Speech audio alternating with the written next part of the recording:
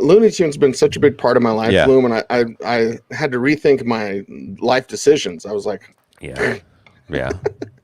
like I quote Bugs Bunny every day. People say I laugh like Bugs Bunny, which I take as a compliment. But I'm just like, wow, who knew waiting for the bus to get to your house at 6:30 in the morning?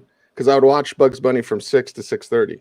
Right. And sit there, eat a bowl of fake Frosted Flakes or whatever. Because we couldn't afford the real Frosted Flakes. It was always like the brand, the store brand, came in the big bag, not in the box. Right, right. Not even in a box. Not even in a box. I would get up on Sunday mornings and watch. First, I would catch In Search of Leonard Nimoy. That was right up my alley. Why does that not surprise me? Kid. And that would lead into Underdog, and then Rocky and Bullwinkle, and then the Transformers. That was like from 5:30 to 7:30. That was like my time up by myself. The best times. Yeah, the best. All right, here we go. 3, 2, 1. Well, Thursday night, we got Tampa Bay. That's cool. But we got a banged up Tom Brady, Bloom. This thumb injury is very interesting. We've heard Dr. Gene talk about it, but it's on his throwing hand. So Tom Brady with a thumb injury on his throwing hand, and the rest of the Buccaneers, which we all love and appreciate. Rob Gronkowski may actually be back this week, which would, kind of limit Antonio Brown, or at least it should. That's the way it seems to go. So this Tampa-Philly game is already interesting because it's Tampa. But now it's kind of complicated because of this thumb injury. I mean, I guess the fact that we know about the injury means it could be something, because usually with Brady, we hear about these things after the season, right?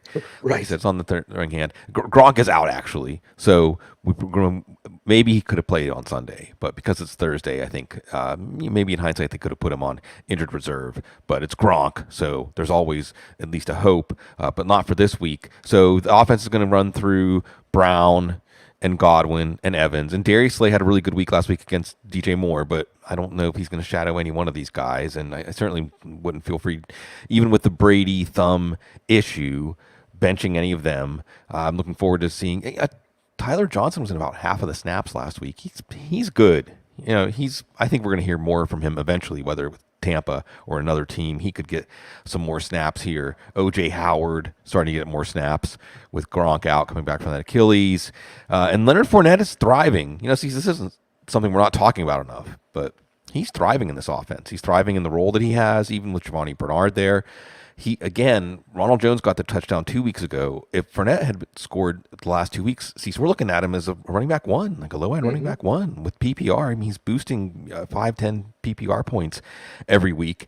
So you have to think, if the Tampa offense doesn't look good, and I know Philadelphia's had some days. They were good against San Francisco's offense. They were good against Carolina last week, but Philly's defense doesn't really scare me. So if the Bucs offense isn't clicking, then maybe we could chalk it up to that thumb injury. But really, when I look at this game and the chance to concentrate it on a national stage, it's just about Jalen Hurts. It's just another chapter in the Jalen Hurts story, which is still fuzzy, still not sure where it's headed. Right. And we have opinions on Jalen Hurts, but the most important opinion is his coaching staff, which doesn't really trust him, or they kind of trust him for now or whatever. Dallas Goedert, I doubt he gets back from that list in time for this game. Bloom, if you know any different, let me know. But it's Zach Ertz time for whatever that means. But actually, if you look at the target share, like Ertz has been getting, it's that anchor, right? He's always been that anchor on Dallas Goedert and his potential, my opinion. And well, he's been getting more work than you would think.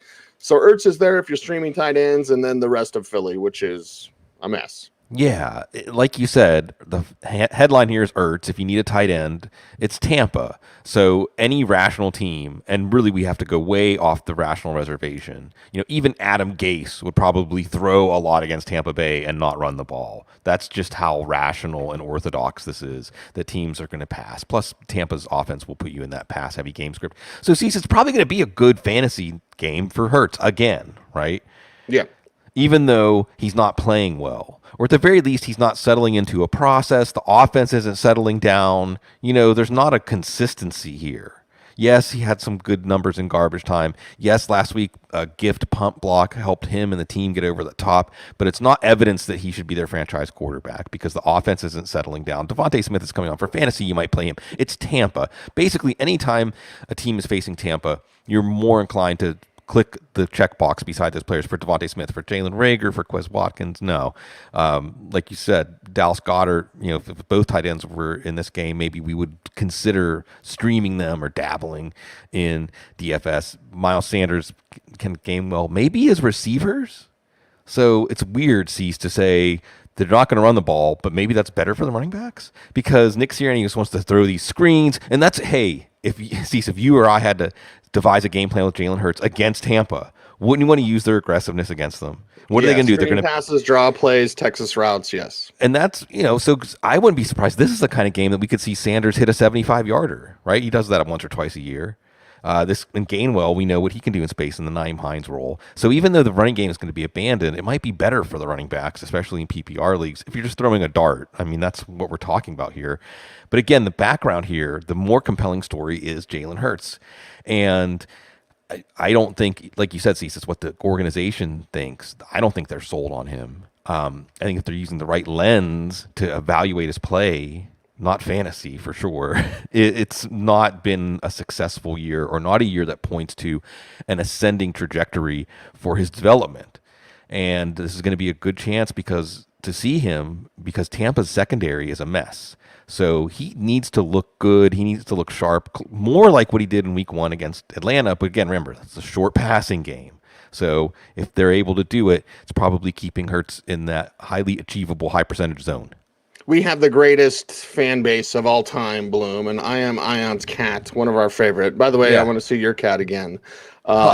He says, in search of, never found Atlantis, Loch Ness Monster, or Bigfoot, made you want to find him. Isn't that the more important magic? Bloom, do you realize you kind of host your own version of In Search of? Yeah. It's In Search of Sanity or In Search of Peace, right? Speaking of cats with the Siamese opal behind me there.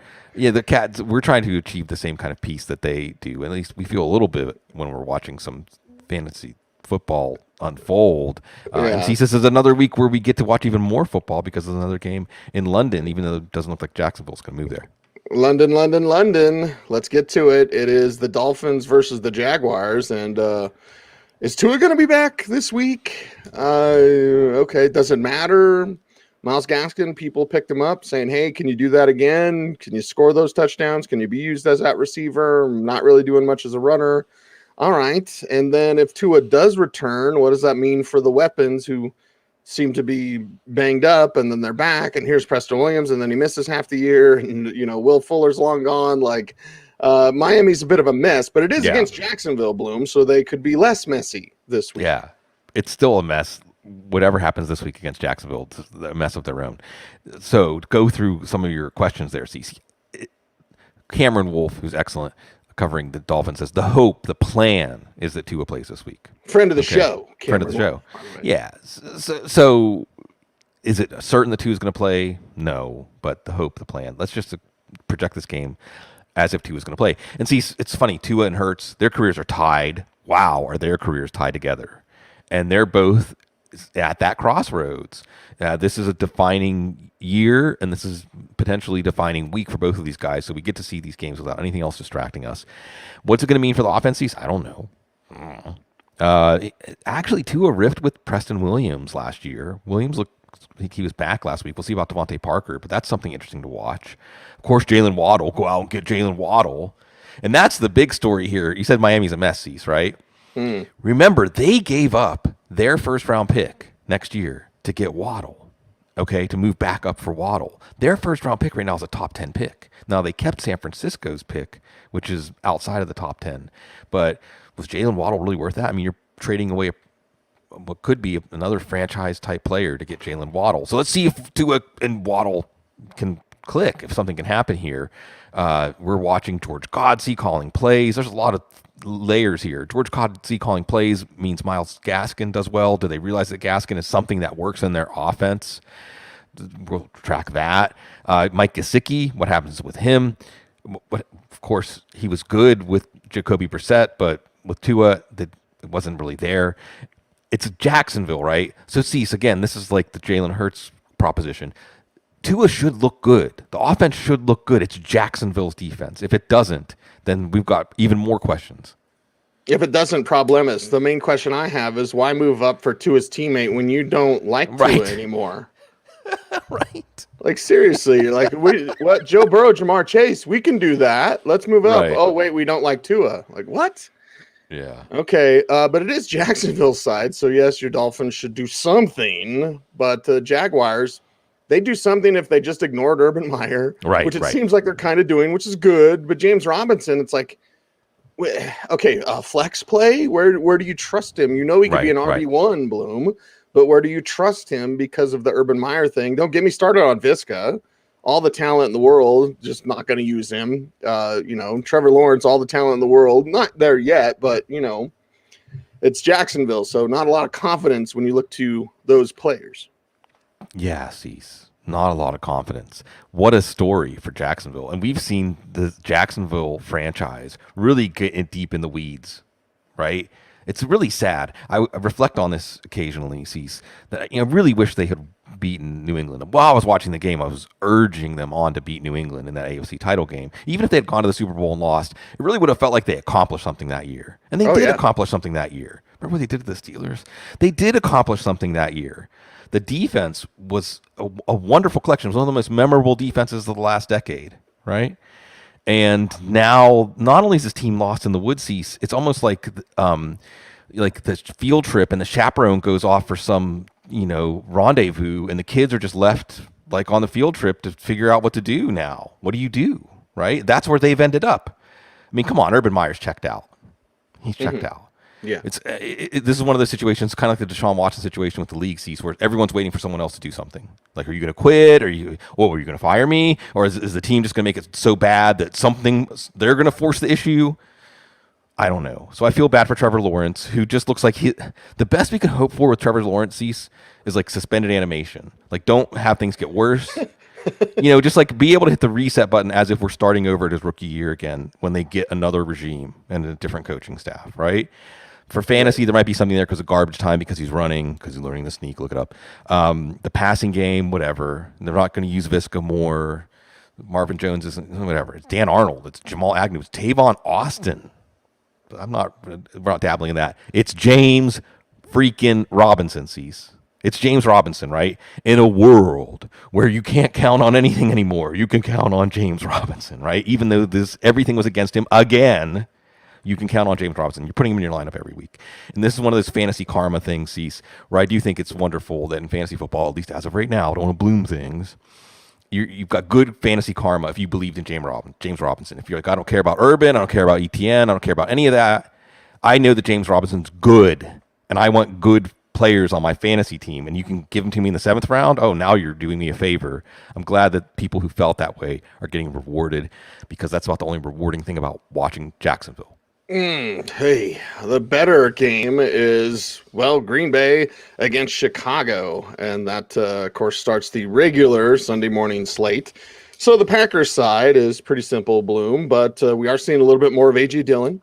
We'll take notes of that. Continuing on with Aaron Jones there. Nobody's starting Robert Tonyan. You're starting Devontae Adams, of course, and Aaron Rodgers should do great things against the Bears. It's always the auxiliary guys, like how much Dillon. We already know the starters, the big three, but how much of the other guys could do something against Chicago?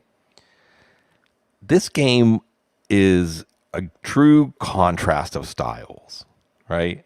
These two teams want the game to go entirely different ways.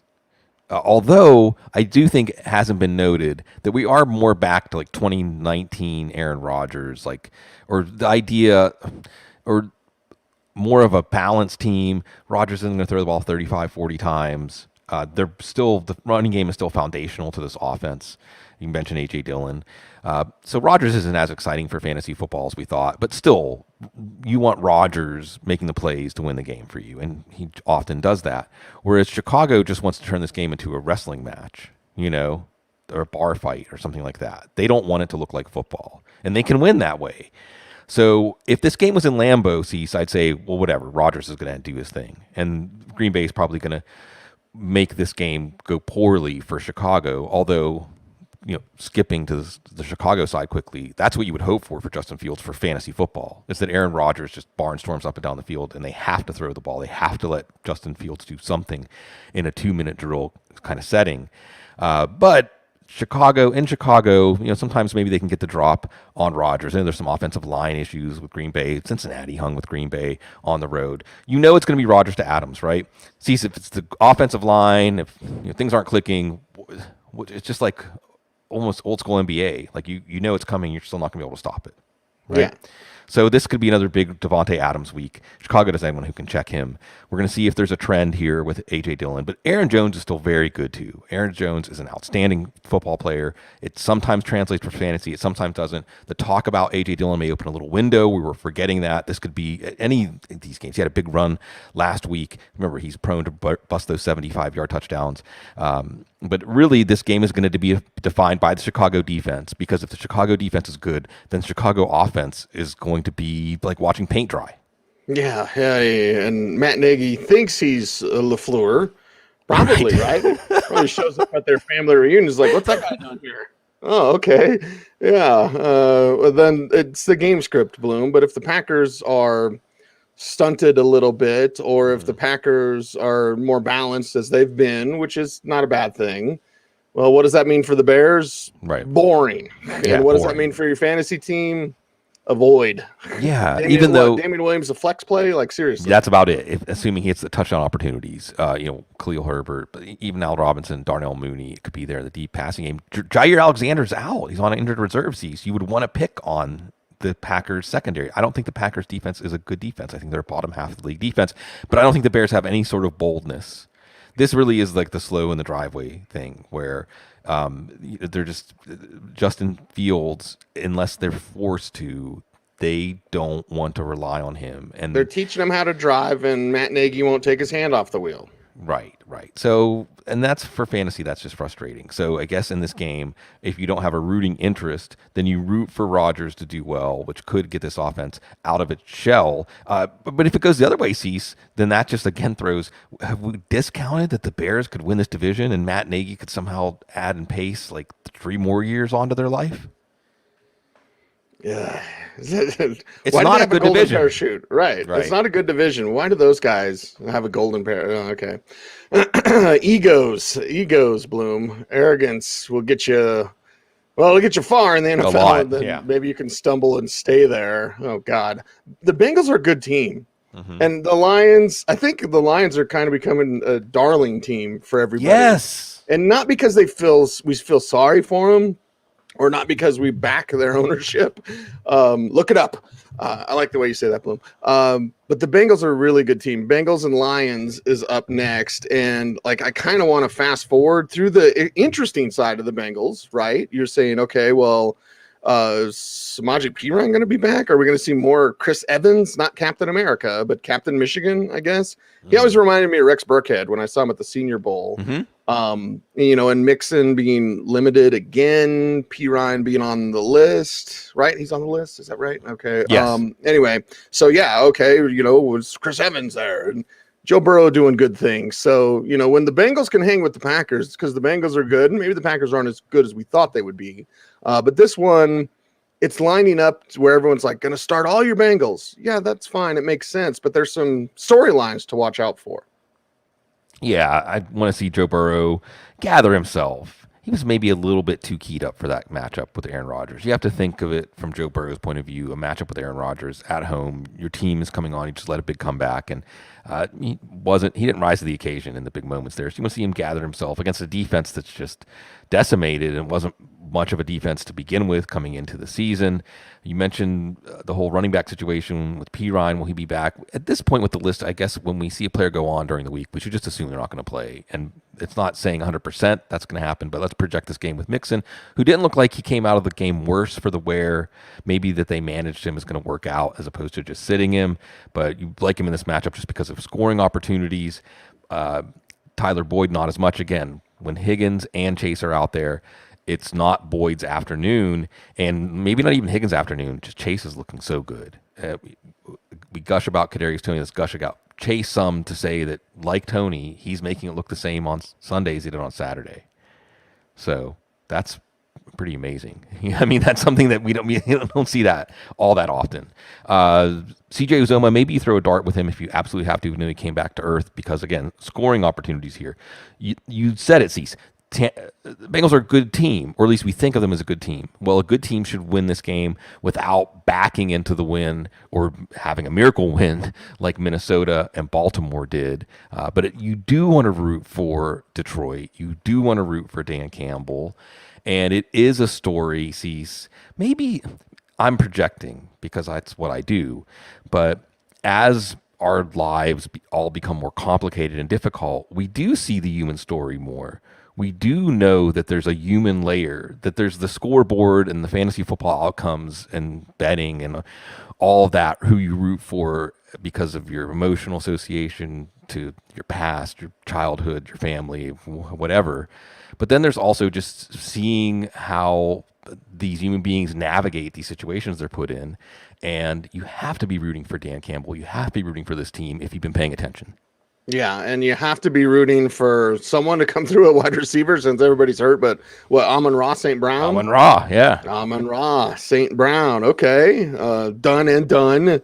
More TJ Hawkinson, more DeAndre Swift as receiver out of the backfield. A dash of Jamal Williams when they get close to pay dirt. And yeah, I'm going to be rooting for the Lions in this one. And again, I really think the Bengals are fun to watch. But yeah, you'd love to see Detroit get a win at home. And you're not that remote from them being, I don't say contenders, but if they had gotten those Minnesota and Baltimore wins, which are quality wins, and then they could win this one, I mean, they would really have as many quality wins as anyone in the division. So is it a winnable game? Maybe. I mean, if we looked at last year's Bengals, it was. And again, that's what we're going to learn about the Bengals. It's not great if it's competitive for Goff. It's not great if it's competitive for Hawkinson. Both of the garbage time comeback, futile effort games. That's the Hawkinson Goff game. You mentioned Amon-Ra St. Brown. Cease, I had a remorse. I had waiver wire remorse, honestly, that we didn't include him. Because Quintez Cephas is on IR, because St. Brown is getting more opportunities. It's still a modest ceiling. Because now, if we get into some garbage time games, we could be talking with St. Brown. And DeAndre Swift always finds a way to at least flirt with running back one numbers and provide a pretty solid floor. Maybe eventually if we get to the bye week, we could see him get a little healthier and we could see him get more workload. But you have to be excited. Honestly, if you took DeAndre Swift third, fourth round, you're pretty happy with what you got, even though it could get better. We'll see if it could get better for Detroit in the Big Cat Bowl. 4 games down, 4 games to go, and part 1 of the Week 6 preview here on the Audible. And make sure you do all those YouTube things, like, comment, share, subscribe, hit the notification bell so that you never miss a vid. And then go back and double check that you're still subscribed, because there's some channels that I've subscribed to that all of a sudden I don't see the videos anymore. I'm like, what happened? And it unsubscribed me for some reason. Like, okay, so yeah, check it out and always stay with us, and appreciate you navigating through all this stuff with us. Thanks for jumping through those YouTube hoops. Or through the old tires, Bloom. Did you ever run the old tires like a football practice? Sure. Now they're planters. We turn them all into planters. That's perfect for my backyard. Yeah. I have like an elevated garden. I need some tires back there. Yeah. So then in the winter, I can be like Rocky. Because I live on the side of a mountain, so I got to run up snow drifts anyway, right? And you can push them up the hill and down the hill, too. Get the big tires from, like, the dump trucks, Get the railroad tie and start running up the hogback. That's right.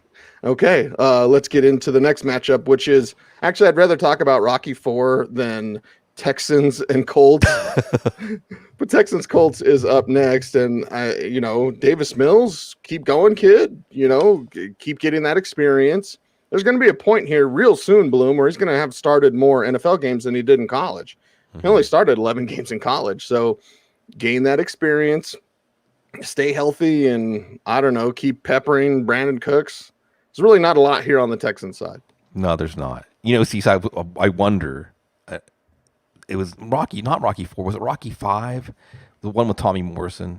That was Rocky V. Some of the way that film went made you have to ask, did Rocky have CTE? Is that some of the stuff that was happening? Yeah. Anyway, it was kind of sad. I remember being sad when I watched it. And that's Houston, right? We don't have the plucky underdog kind of story with Houston, even though we should have last week against Belichick. It's not even fun to beat Belichick, right? We're not even laughing anymore about it because, well, that's just a sign of where New England is on their trajectory. Where Houston is on their trajectory is, I mean, I don't want to say that was their Super Bowl, but they summoned up a really good effort. David Culley, like Dan Campbell, he has his guys play in, all right? There should be a Brandon Cooks bounce back in this one. Xavier Rhodes isn't going to be, not that it would be that much of a difference. Cooks has had a couple of either bad conditions or Belichick bad matchup. So Davis Mills, actually, we have a little more esteem for also coming out of that New England game. All these things help us more inclined to play. Brandon Cooks is a wide receiver 3 flex. We may see Terod Taylor back soon, making the team a little more respectable. But see, speaking of respectable, if Indy had just finished against the Rams and the Ravens, we would probably say they're the favorite. They're better than Tennessee. They should beat Tennessee, even though they lost to Tennessee when Wentz was banged up. So some of these outcomes, Cease, we've had so many games it feels like where defeat was pulled from the jaws of victory, and sometimes more than once in a game. And Indy, how much are we influenced by the outcomes of the games, or how much should we be influenced? Either way, this one should not be close if we're going to believe that they're a contender in this division. As you know, Bloom, I wake up with you every day. Yeah. Did Marlon Mack get traded yet? Not yet. I haven't checked anything. I'm not one of those people that lives on Twitter, which is fine. You know, do your thing, get down how you get down, whatever. But like, wait a second, has he been traded yet? Because they're actually using him, which is odd because they want to trade him. Like, okay, just everybody stay healthy and all that. And Marlon Mack's a good runner. Guess who's better? Jonathan Taylor, right? So as we move to the Colts side, Pittman, you're gaining confidence, of course, every week. And Jonathan Taylor's an automatic start. And Carson Wentz with those cankles, he's out there battling. Mm-hmm. So let's go Colts in this game. They should easily win. By the way, Shallender asked about Tyrod Taylor. I think he's close, Bloom. Yeah, not this but week. But when he returns, like Davis Mills, unless he wets the bed, should still be the starter. Yeah, we'll see. It depends on their priorities. Carson Wentz is back. Carson Wentz is looking good. Carson Wentz is a good fantasy play this week, maybe even a quarterback one in terms of your start one quarterback leagues. Jonathan Taylor, great showcase for him. I know it was overshadowed by them losing the game, but you saw that speed translating. Michael Pittman finally scored, so you're not doubting whether to put him in your lineup. And we do get a chance to talk about Mo Alley-Cox because he's just fun to watch and hopefully gets enough targets. 2 touchdowns 2 weeks ago. So you see the ceiling that's there in a good matchup against the Texans. Maybe even Nyheim Hines if you have to throw a Hail Mary just because he had some good games against the Texans. Of course, those were the Deshaun Watson Texans. Still, this is a good week to start your Colts, and the Colts hopefully show us again that they're a team we have to take seriously, even though they puke all over themselves at the end of the game. Even though that's what you get. Yeah. So, cleanup on aisle 3. Right. Wear a bib. Yes, the cleanup includes Rams versus Giants. That one's not going to be. Oh, no. That's going to be more of a mess, right? It's going to be mess on the Giants side. But let's start on the Rams side of things and look to everybody that you're going to love. Bloom, what's going on? You're covering your mouth. No, I'm just thinking about cleanup on aisle 5. I worked in a grocery store for 4 years. When you say cleanup on aisle 5, I never know what I'm going to find there. And, you know, the Rams and the cleanup is, if you wanted me to unpack this, I just had this image of the Cowboys. They were just it's just terrible. This is really bad. But you asked me to share it, so I'm going to do it. It just had this image of the Cowboys almost like driving a Cadillac through the crowd of the sideline of the Giants. And like, there goes Daniel Jones. There goes Saquon Barkley. There goes Kenny Golladay. Like, thump, thump, thump. And now they have to play the Rams. That's your cleanup on aisle 5. Yeah, and now your reward is you get to go against the Rams. The Rams probably going to do whatever they want, Bloom. So how do you pluck that for fantasy? Start everybody. Yeah, exactly. Stafford to Kupp, Stafford to Woods. Don't forget Van Jefferson, by the way, is an injury upside receiver because he could step right in and be as productive as Kupp or Woods if he was asked to be. Darrell Henderson, you like him in this matchup just hope he doesn't get hurt. That's why you don't forget about Sony Michel, at least at the bottom of your roster. Higbee, you like the matchup against the Giants. Remember, they lost Blake Martinez, but if it's a blowout, then Higbee might not do much in this game. So not necessarily a preferred streamer. That's all he is. Ups and downs. Just downs this week for the Giants. We're going to watch the injury report. It might not be as bad as we think, Cease. But after how things went against the Cowboys, if Mike Glennon is starting against the Rams, that's bad. That's bad. If it is Mike Glennon. And then what about Tony has done it again.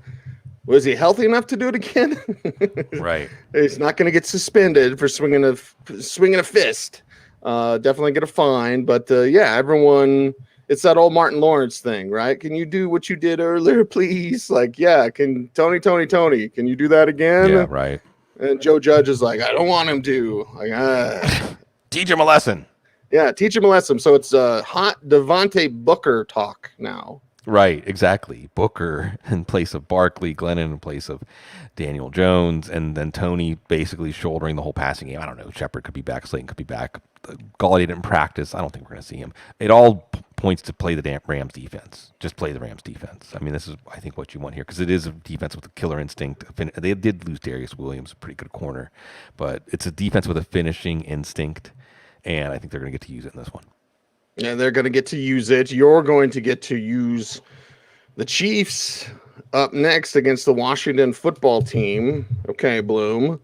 Let's break this one down because the Chiefs side now features more Darrell Williams, which is good. If they did it the right way, then that could be good for them. You spread them out. Everyone's worried about Tyreek and Travis, and you just use the power guy and right it down their throat.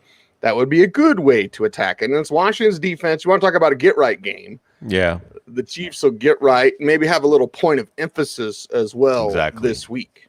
With authority. DFS lineup, Cease.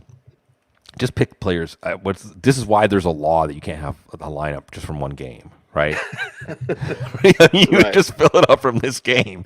This is 52-35 at halftime. This is going to be a college game in terms of offense, at least based on everything we've seen from these two teams coming in. So, yeah, it should be a get-right game. See, that's the background story here, is the Chiefs really need to dunk on Washington or we're going to wonder about them, really start to wonder about them. And they should be able to dunk on Washington, no problem. So for fantasy football, Darrell Williams gets some touchdown opportunities here. He may not be a hit in terms of efficiency or adding to his touches, but in a game that they should be able to go up and down the field, he could score. Watch Tyreek Hill in the knee during practice, but he's fine. We saw McCole Hardman get some volume last week. We'll see if that carries over. But in a game like this where everything should work for Kansas City, and I think this should be a game that they're focused and they hear it, they feel it, the doubt. And I think that this is a team that has to examine themselves for the first time. Maybe they did this offseason after how the Super Bowl went, but now I think they're really doing it. And that should be reflected in offensive efficiency. Maybe even Josh Gordon intrigue.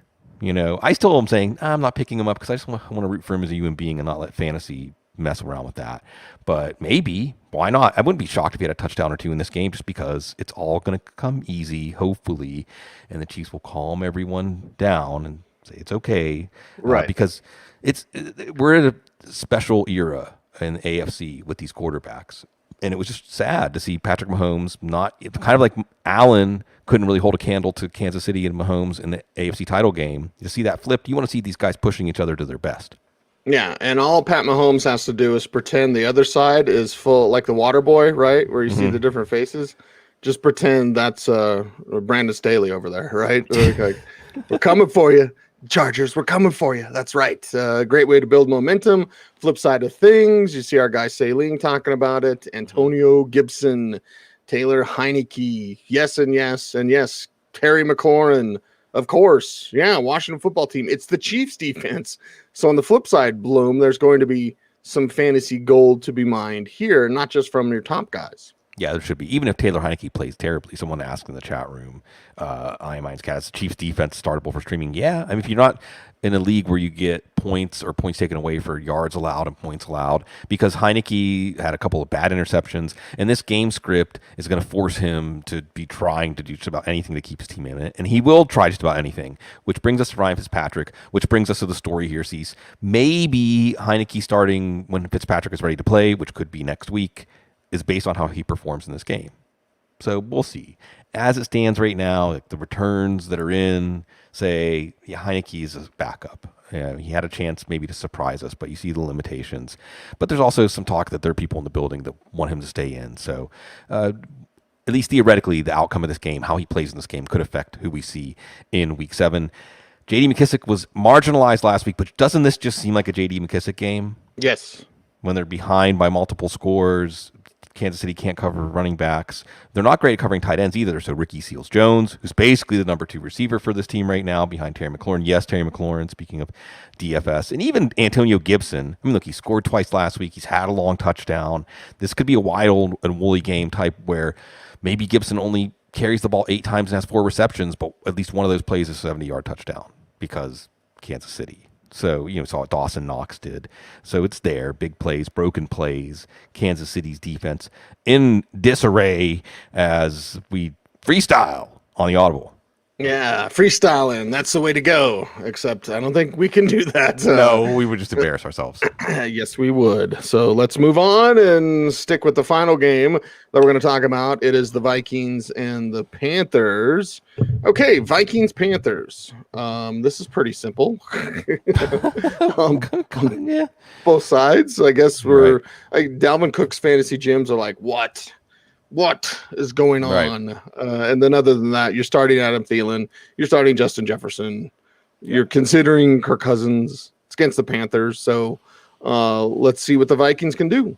Yeah, let's see. This is one, Cease. I don't know. You like The Who? You're a fan of The Who? I mean, not when they did the Super Bowl halftime show and Roger Daltrey couldn't even grab his breath. I know. Like, yeah, that's true. We won't be. Yeah, it's kind of hard to be.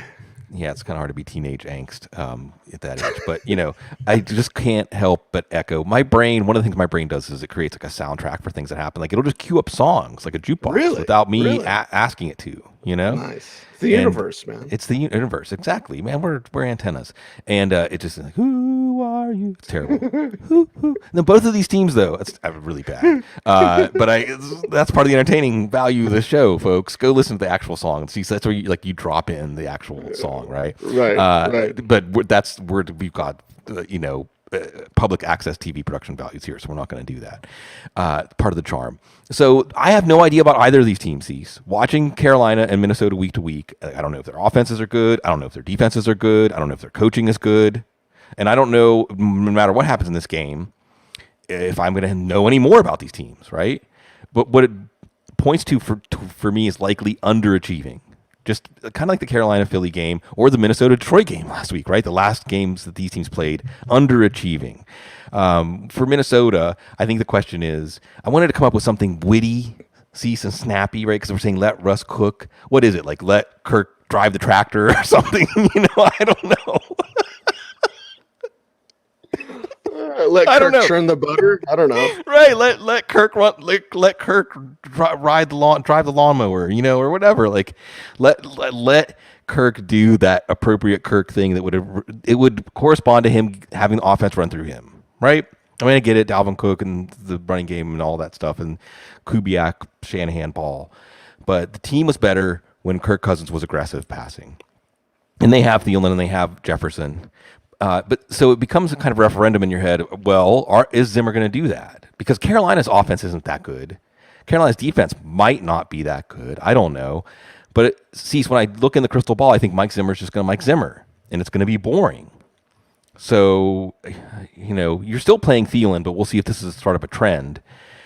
Osborne, Conklin, this is, if Kirk is driving that tractor, then we're happy. But I don't know if he's going to get to. And then you mentioned Cook.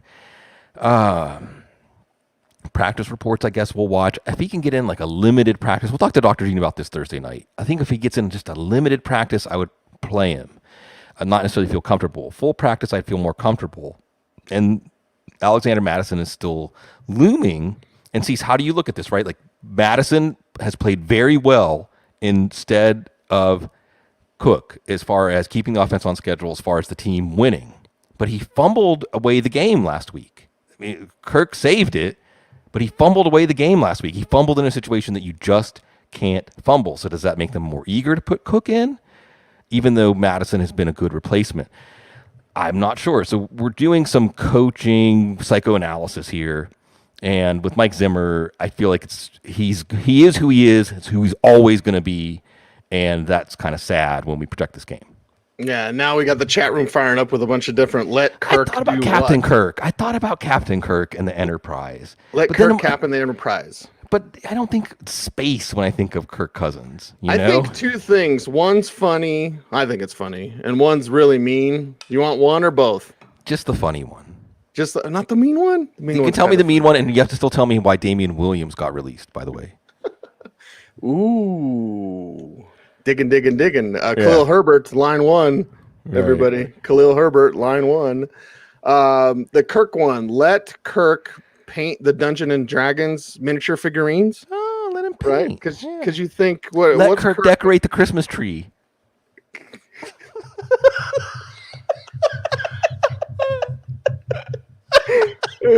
And then let Kirk rearrange the heads in his freezer.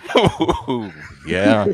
Well, you get you got a point there. A certain vibe. Panthers vibe is, okay, is Christian McCaffrey going to play? Your injury reports recording Wednesday morning. Right. So that's what everybody's going to be watching. And that's what this whole take for the Panthers hinges on, is if CMC is going to be out there. He should be. Right. Just based on they didn't shut him. They could have shut him down. And they didn't. So it wasn't last week. It was close.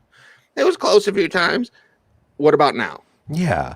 And that is a key to also the range of outcomes for Darnold, Cease, because first 3 games, week schedule, or at least week schedule, plus you caught the Saints in an off afternoon, God's plan.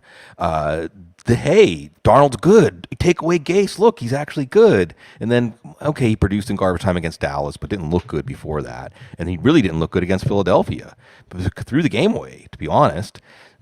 Darius Slay on DJ Moore, and there wasn't a counterpunch. So I'm not sure about Sam Darnold. But see, like you said, with McCaffrey potentially returning, I mean, if McCaffrey's back, it may not matter, right? He may be that important to the offense.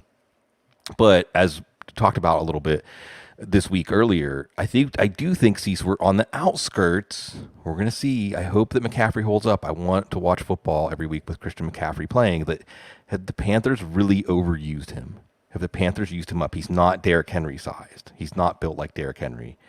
And they have really used him. And you just wonder, after how things went last year, I hope he makes it through this game without incident. Keep Chuba Hubbard on your bench. And there's no Darius Slay on the Minnesota roster, so DJ Moore should be fine. Theoretically, so see, if Sam Darnold's playing well, especially in a matchup like this, Terrace Marshall Jr. or Robbie Anderson, who's getting targets, like 11 and 7 the last 2 games, they should be productive. But again, this to me comes back to, is Darnold actually good?